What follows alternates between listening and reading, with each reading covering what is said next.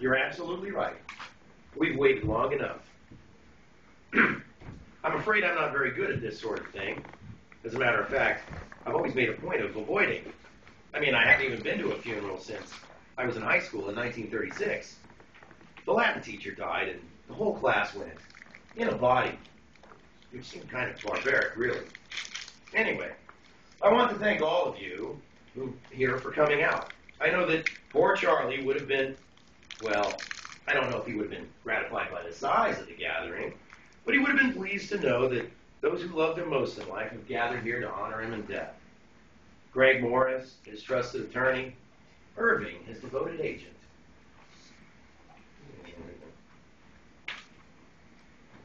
Taxman.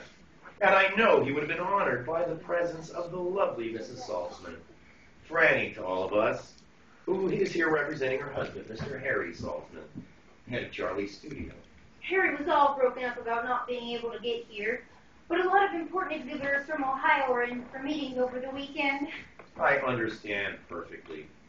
When I got in from Europe yesterday to meet with Charlie's business advisors about the final settlement of his affairs, it was decided to hold a simple memorial service here for him and at his house this afternoon.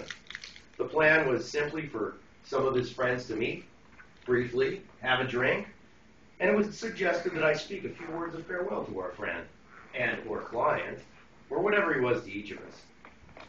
This afternoon I sat for an hour or so at Charlie's typewriter, trying to compose a few suitable remarks. It was not an easy task. The rather ghastly circumstances of his actual demise make it, well, extremely difficult to think of anything to say about the poor son of a bitch. I beg your pardon. I know how difficult this must be for you, and I certainly do excuse the French. To borrow a phrase from Shakespeare, the evil that men do lives after them. The good is oft interred with their bones. I think that's right. Unfortunately, Charlie's library does not seem to include any Shakespeare, so I quote from memory. In any case, I decided this